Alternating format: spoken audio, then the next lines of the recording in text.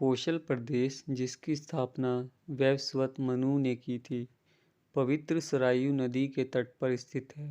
सुंदर एवं समृद्ध अयोध्या नगरी इस प्रदेश की राजधानी है।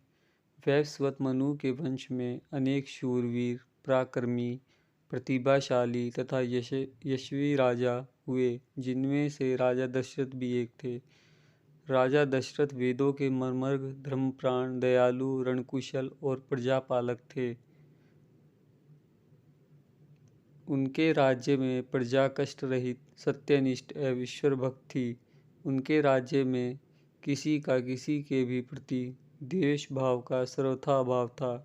एक दिन दर्पण में अपने कृष्ण वर्ण केशों के मध्य एक श्वेत रंग के केश को देखकर महाराज दशरथ विचार करने लगे कि अब मेरे यौवन के दिनों का अंत निकट है और अब तक मैं निसंतान हूँ।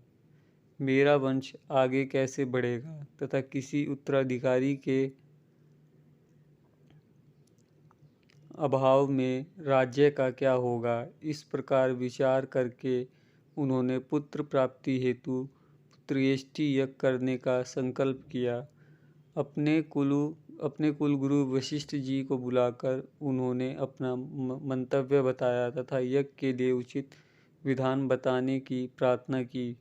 उनके विचारों को उचित तथा युक्ति युक्त जानकर गुरु वशिष्ठ जी बोले, हे राजन, पुत्रेष्टि यज्ञ करने से अवश्य ही आपकी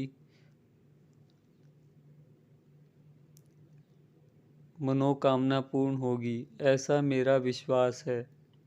अतः आप शीघ्र अश्वमेध यज्ञ करने तथा इसके लिए एक सुंदर श्यामकर्ण अश्व छोड़ने की व्यवस्था करें। गुरु वशिष्ठ की मंत्रणा के अनुसार शीघ्र ही महाराज दशरथ ने सरयू नदी के उत्तरी तट पर सुसज्जित एवं अत्यंत मनोरम यज्ञशाला का निर्माण करवाया तथा मंत्रियों और सेवकों को सारी व्यवस्था करने की आज्ञा देकर महाराज दशरथ ने